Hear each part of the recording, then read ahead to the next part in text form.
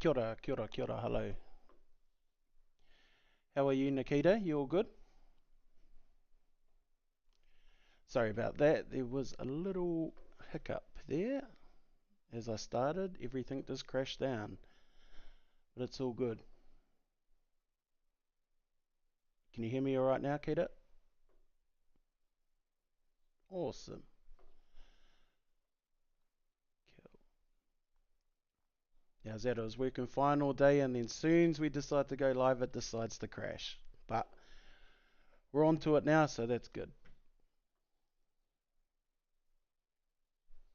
Cool. I'll just wait for a few more people to come in.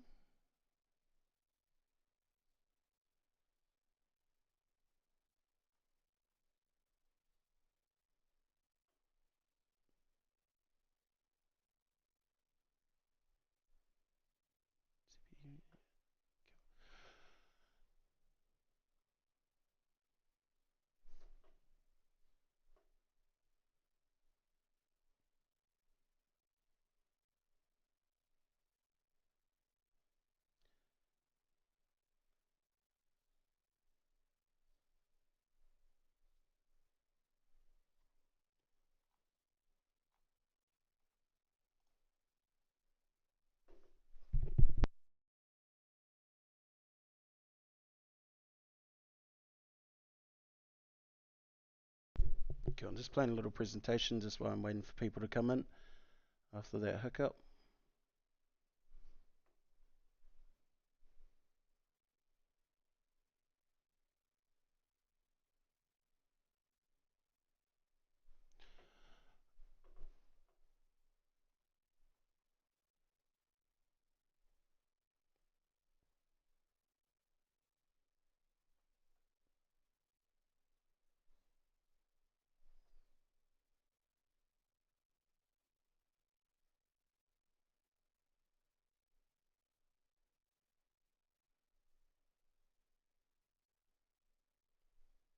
Presentations coming through quite clear, are they?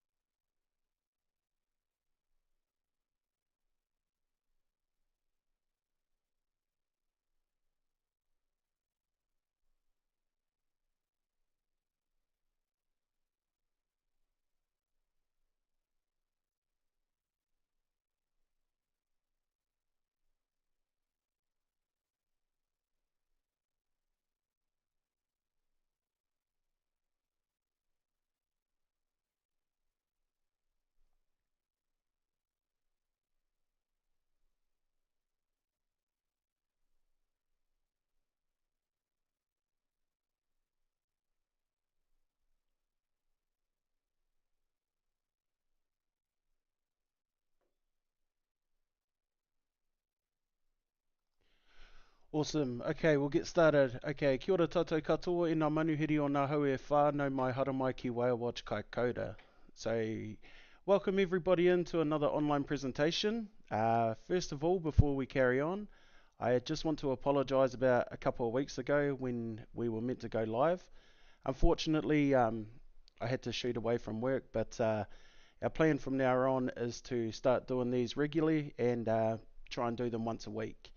Each week, we will try and do different categories. So this week, I'm looking at explaining a bit more about the Kaikoura Canyon and also about the male sperm whales here.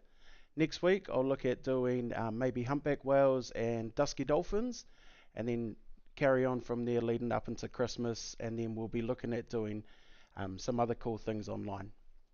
So, first of all, my name is Josh. Welcome everybody in to this online presentation. anytime throughout the online presentation, just leave a comment, ask any questions, and once I spot it, I will try my best to answer it for you. Nothing too hard though. Um, I'm a bit rusty on it, but I'll try my best to answer it. So the Kaikoura Canyon is the first thing that I do want to talk about. Now, the Kaikoura Canyon is probably the main reason why we get so much marine life here. The Kaikoura Canyon, there's not many places in the world where they have a canyon system so close to their coastline.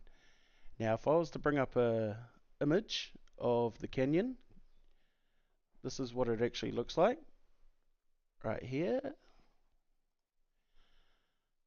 So if I just move the mouse over onto the Kaikoura Peninsula, this is Kaikoura itself. This is where our boats are parked up over here in the South Bay Marina.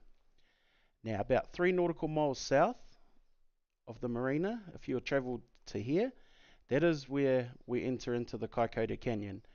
Average depth of water in the Kaikoura Canyon is 1,000 meters. At its deepest point is 1,600 meters. That's located right up in there.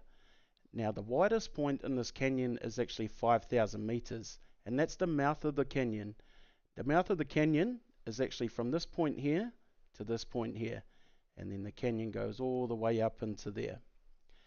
Now, about 20 minutes south of Kaikoura, there's a little settlement called Goose Bay. Goose Bay is just located right over here on the coastline where the mouse is. Roughly 1 nautical mile from that coastline, it drops off into 1,000 meters deep. So going off my knowledge, there's only 3 places in the world that have canyon systems so close to the coastline. And the Kaikoura Canyon, I believe, is the most productive canyon in the world. Now, the reason why we get so much marine life here, as I was saying, because of this canyon, but the other reason is because of the currents that we have here. Now, the currents that we actually have a warm current coming down from the equator, and then we have a cold nutrient coming up from the Antarctic.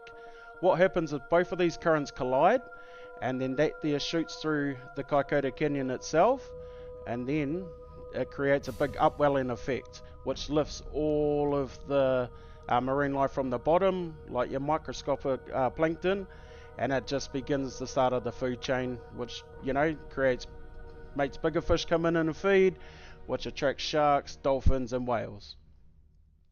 So there goes a quick short one about the canyon just here. Now, if you're traveling on a boat or on one of our vessels, and you happen to be looking out the windows, this is what it would look like. Nothing there at all. Now, as you can see, there's our speed and the depth. See how quick it changes, or the depth changed dramatically? I'm about to drain away the water, and this will give you a better indication of what this canyon system looks like. So all those contour lines there, that's different depths.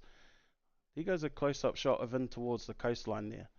Now, in towards the coastline, we're looking back towards Goose Bay. As I was saying before, closest point to land is Goose Bay, roughly about 1 nautical mile.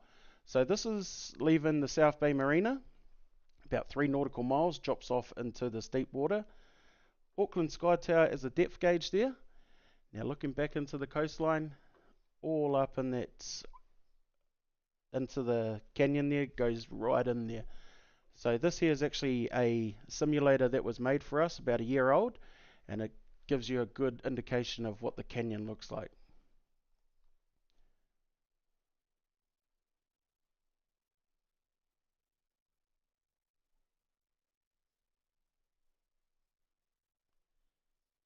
So I've got another one here that I will show you everybody, and I've split it up into 2 screens here. So the top one, of course, is if you're on the boat right now, and then the bottom one is with the water drained away. So it's a big difference. When you can drain away the water, it can actually open up your mind of what it looks like underneath you.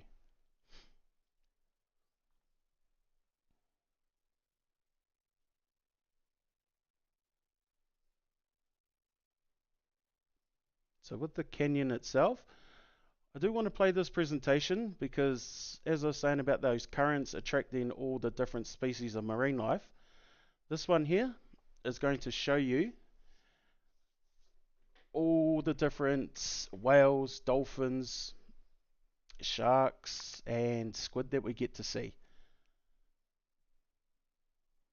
It is a few years old, this one, but it still does the trick. So here we go. We're just draining away the water, and we're going to have a look at those steep cliff faces and at the rocky bottom.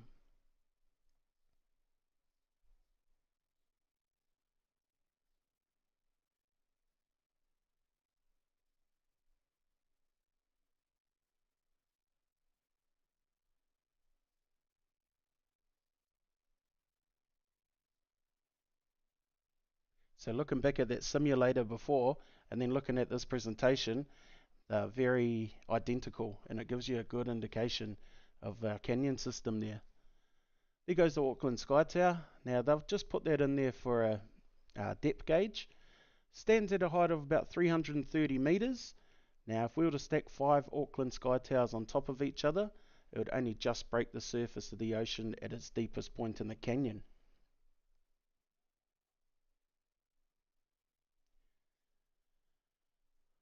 So there goes a good run through of the Kaikoura Canyon with no water in it.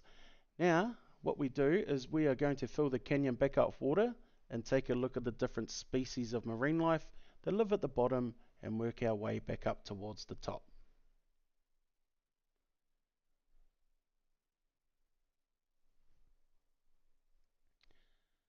So, roughly about 300 meters below the surface of the ocean, there is no sunlight whatsoever. So, some fish, sperm whales, they actually live 80% of their life in the darkness. Other marine life live 100% of their life in the darkness. Some fish do produce their own lighting, such as jellyfish and also squid, and all those other colours that you can see up on the screen there, that is known as bioluminescence.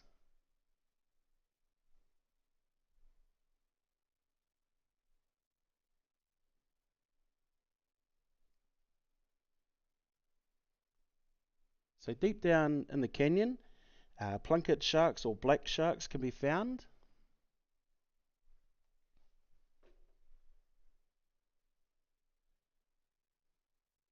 Got a few conger eels deep down in the canyon there.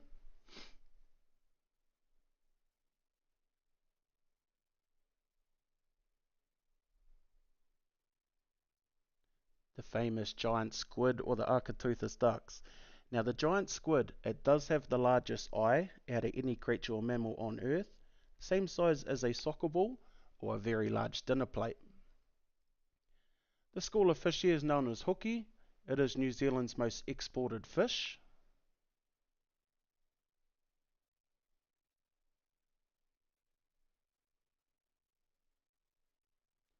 Next up on the screen is going to be a large school of hapuka or groper, very famous in Kaikoura for the winter time. Usually when we get our first drop of snow on the mountains, most commercial fishermen will start catching this type of fish in their nets. Hundreds, if not thousands, of arrow-headed squid. Arrow-headed squid only grow to a maximum length of roughly about 30 centimetres.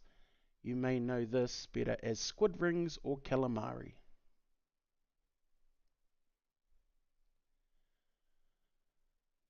The famous great white shark, Jaws himself, can be viewed out here. On rare occasions, not often we get to see the great white sharks out here. These dolphins here are the world's most smallest and shyest dolphin, only found here in Aotearoa or New Zealand.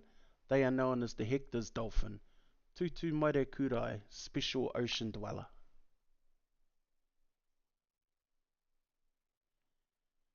Here comes the #1 apex predator of the ocean. It is a killer whale, or orca. We get to see the orcas or killer whales roughly about once every 2 weeks. Group of kingfish getting chased by the fastest shark in the water today, being the mako shark. And the humpback whales coming through and feeding on a very large school of krill. We get to see a lot of humpbacks around sort of May to July. That is when they start migrating from Antarctica up towards the tropics. And coming up on the screen very soon is the largest creature ever to be recorded on planet Earth, and it is the blue whale. Largest blue whale to be recorded by man was a female. She measured in over 33 meters long, and she weighed over 220 ton. A Volkswagen car could fit inside the heart of that blue whale. A human could fit inside the heart arteries, and the tongue of that blue whale weighed exactly the same as an African elephant, which was 5 ton. So that there, ladies and gentlemen, that there was a sneak peek of the Kaikoura Canyon and some of the marine life we can find in there, or that we get to view throughout the year. Now, what I want to move on to is the sperm whale. So, as you can see, the sperm whale, it is quite a large creature. Now, if I bring this up,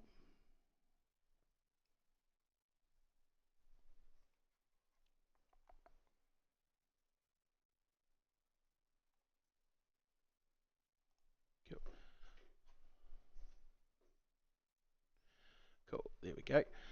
So the sperm whale, it is broken down into 3 even thirds, each third being the same weight and length. So the first third, of course, being the head, which goes from down here to that little hump right where the mouse is. The second third being the torso or the body, which goes from that little hump to the dorsal fin. And of course the last third being the tail stock and tail fluke. Now, to give you an idea of how large a sperm whale is, just one thing. Here in Kaikoura, we only get the males, and this is because the water is a bit too cold for the females. The females, they are found up near the equator, where the water is much warmer, by Samoa, Tonga, Fiji, the Azores, the Galapagos Islands, and a few other places. Now, average size male sperm whale is anywhere between 14 to 16 meters long, and they weigh between 40 to 60 ton. Now, to give you another idea, our vessels that we travel on are at a size of about 24 meters and weigh roughly about 55 ton. Now, the male sperm whales are roughly the same length of our cabin downstairs, our ocean's cabin. So our ocean's cabin goes from down here to down there, and that's about 15 meters long. So if you could just picture something the length of that cabin, but the same weight as this boat, that will give you an idea of how large these male sperm whales really are. Now, when they are on top of the surface, it is very hard to see like how large they are. So if I bring this image up right now, when you're viewing a whale on the surface, you can only view 2/3 or 10% of the body mass. So pretty much just the tip of the iceberg. So this is why I've brought this image up, because when you're viewing them, you only show that much of the whale. The tail stock and the tail fluke always stays underneath until they're ready to dive, and about 95% of the time the sperm whale will bring up its tail. Now, what I want to move on to is some of the food that these sperm whales feed on. Now, sperm whales, they do like to feed on a large variety of marine life, such as sharks, the plunket shark or the black shark. They also feed on the world's fastest shark, being the mako shark. Many more, such as the great whites and also blue shark, but they also feed on a large variety of fish, such as kingfish. Now, scientists, they actually believe that that sperm whales never fed on the surface of the ocean. We actually got footage, or someone took a photo of this, an ex-crew member of one of the whales feeding on a kingfish on the surface of the ocean. So that there's a very good shot. The other fish that they feed on is hoki, hapuka or groper, many more such as tuna and ling, but 65% of the sperm whale's diet is squid. Large varieties of squid being from small to large. This is because squid do not have any bones, but they do have a beak, and the beak is the only part that the sperm whale cannot digest. So I am going to play you all a presentation. Now this presentation is about the two different groups of whales. So first up on the screen is going to be the largest toothed predator on the planet today. It is the sperm whale. So there goes a close-up shot of inside the mouth of the sperm whale. As you can see, it has a small tongue for its body mass, but it has a very large throat. Now, to give you an idea of how large the throat size of this creature is, scientists, they have done autopsies on a sperm whale, and inside of them they have found 3-meter long Mako shark still intact, and they also came across a 44-gallon drum, which was also still intact. So that will give you an indication of how large a sperm whale's throat really is. On the lower jaw of the sperm whale, they have round about 50 cone-shaped teeth. Each tooth being 20 to 30 centimeters long, weighing 1 kilogram each. They do not use their teeth to chew on their food as they do swallow it whole, but they do use their teeth when they are fighting with other whales and also just to grasp onto their prey. On the top jaw, they have no teeth, but they have sockets where the teeth on the bottom jaw fit perfectly into. Now, this is the other species of whale. This here is a baleen whale. For this presentation, we're using a humpback whale, and that orange scorefish inside the mouth of the humpback whale is krill, and krill is only roughly about 1 inch to 2 inches long. There goes a shot of inside the mouth of the humpback whale. As you can see, it is the complete opposite. It is a very large tongue, but a very small throat. To give you an idea of how large the throat size of this creature is, it is only big enough just to fit an apple or an orange down there, or just clench your fist. Anything larger than your fist going down the throat of this type of whale, they will choke.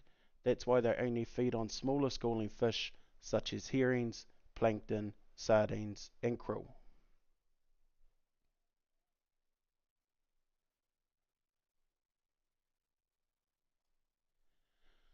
Cool, so if you wanted to know how we track down sperm whales on our tour to view,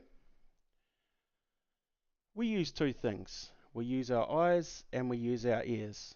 Now with our eyes, all the crew members on the boat, they are looking out for this. Just a whale spouting out of its blowhole.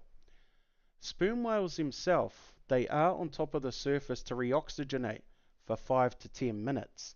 And every 10 to 15 seconds, they will spout out of their blowhole, looking exactly like that. A puff of water coming from the surface of the ocean, rising up to about 2 meters. So if you are out on a tour with us one day and you're looking outside the windows and you happen to see that spout, please indicate to one of the crew members by raising your hand or just getting their attention, and they will tell the captain to go in the direction that you see that spout. Now the other way that we track down sperm whales is a captain, or our captains, they have a piece of equipment on board called a hydrophone, or also can be known as an underwater directional microphone.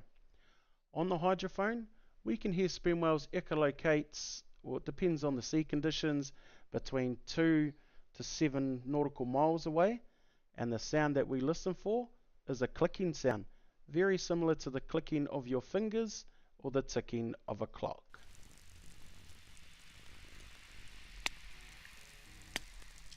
So you may be able to hear that clicking coming through right now. They do change their clicking though. This next one I will play for everybody is known as this one here is known as machine gunning. This is when the whales are feeding or chasing food.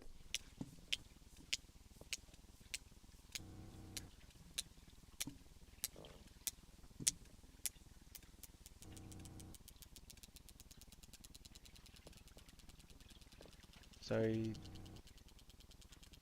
these sounds that I am playing are actually recorded sounds from the hydrophone, from actual sperm whales that we get to view here in this area of Kaikoura. This one here is actually 2 sperm whales in the area, so you'll be able to hear one close and you'll hear another one in the distance.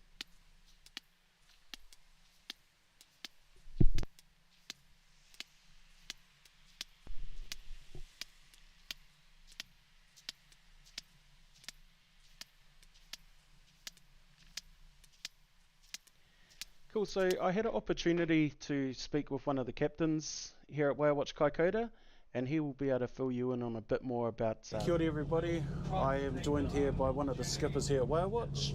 So what was your name, sir? Pakiana Hawk. Awesome. So just want to talk to you about the tracking process there, Puck. So when you're tracking a whale on the hydrophone, what sort of distance can you hear a whale under the water? About 5 to 10 miles, all dependent on the salinity of the water and wave condition. So yeah, about 5 to 10 miles. Yep. So if it's quite a bumpy day and the conditions are, making everybody a bit seasicky, what sort of range can you pick up a sperm whale? Obviously it depends on the clicking of the whale as well, as there will be a lot of disturbance around. Yeah. But if it's quite an average day, 1.5 meters, 2 meter swell, what sort of range would you sort of put it down to? Like 2 miles. 2 miles? Yeah, about a 2 mile range. Yeah. And do you get confused sometimes when you're listening on the hydrophone and there's a few whales around? If there's a couple, it's very hard to distinguish them from each other. You basically sort of just got to sit in the middle and try to guess if you're close to one, really, because there's clicks all around you.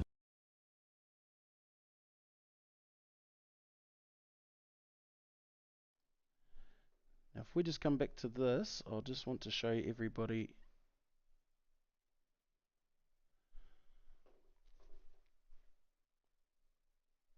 the new whale simulator that we have.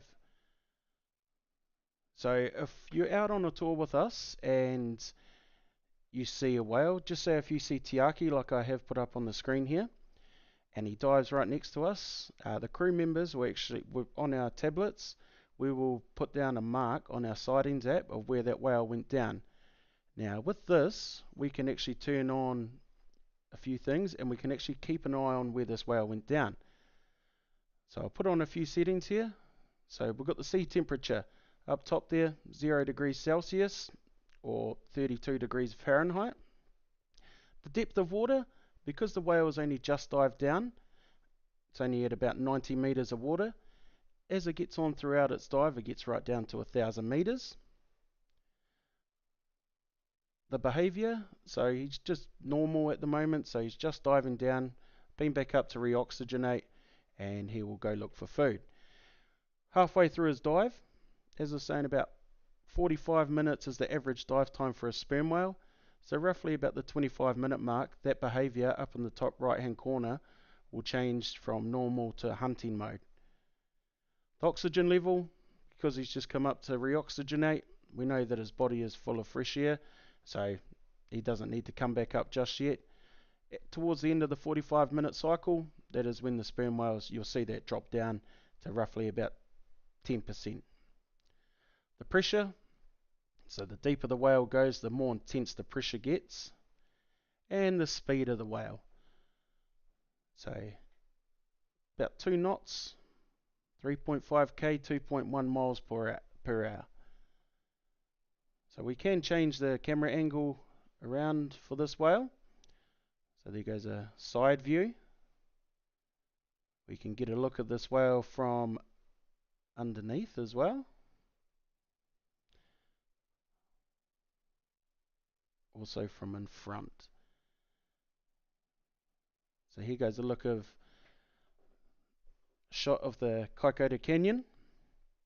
Now I will just drain away the water for everybody to have a look at. There we go. So there goes our boat. Now if I'm to use this, so that whale is just underneath the boat there because that's where I've just put a GPS mark of where it just went down. All the contour lines are those yellow lines, so that's the different depths. The mouth of the canyon, as I was saying, is from that point there to that point there. About 5 kilometers or 5 nautical miles wide. And then the canyon comes right up into here and all the way down.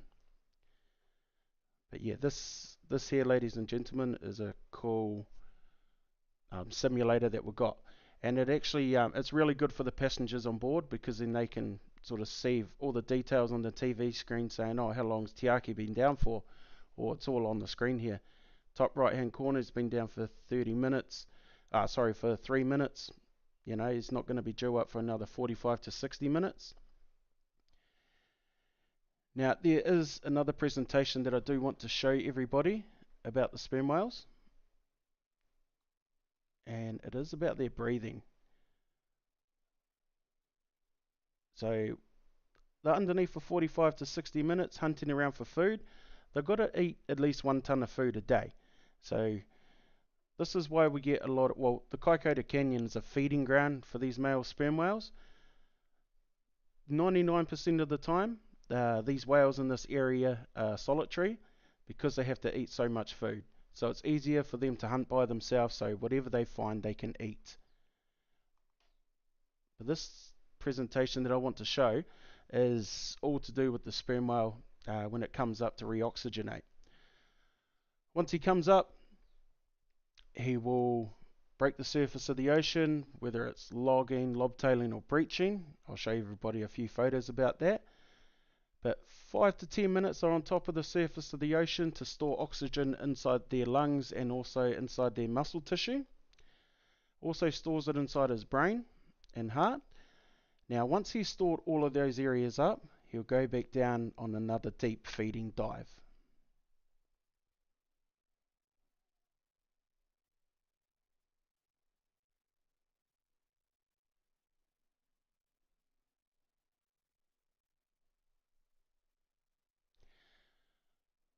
So when the sperm whale is diving down, the temperatures of water will change and become much colder. Also the pressure will become much harder on the sperm whale. So what the sperm whale will do is collapse his rib cage of where his lungs are to protect them, and also slow his heartbeat down to roughly about 1 beat per minute.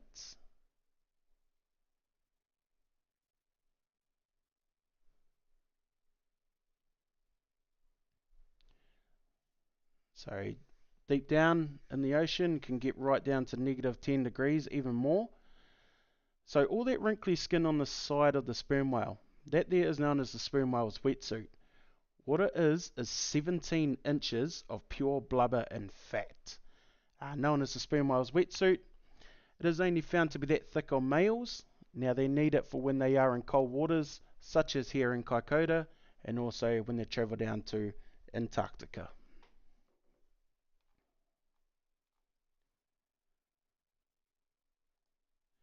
Awesome. Okay, ladies and gentlemen, so I was only going to do about a 20-minute presentation just to keep everybody sort of engaged into this. Now, is there any questions or any inquiries while we're on here?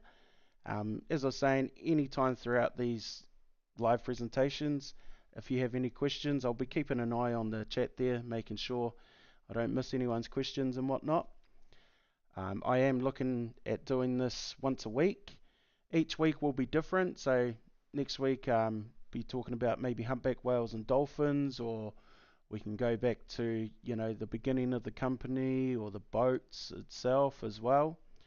But yeah, we just want to get on a bit of a roll with it and just try and do it once a week at least. Later on in the future, you know, could be looking at different things as well by going out on an actual tour and going live for that. So, you know, if you can't make it to Aotearoa, New Zealand, or you can't make it to Kaikoura, anything like that, we can go live online and you can watch a tour from your device. That's something in the making, something that could happen. But yeah, any questions while we're on here, guys? If there's any inquiries too, if you'd like to, you know, get in touch with Whale Watch Kaikoura, I will put up our email address there. Anything to do with bookings, hit or give us an email, res@whalewatch.co.nz. You can phone us on 0800 655 121, or anything else, go to our website www.whalewatch.co.nz. So there's a few ways that you can get in touch with us, just on the screen there.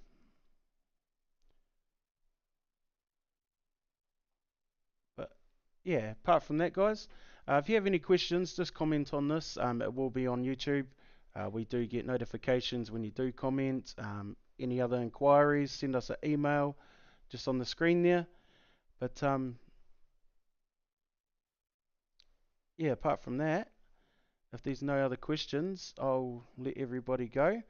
Another thing that I do want to ask is what time suits people.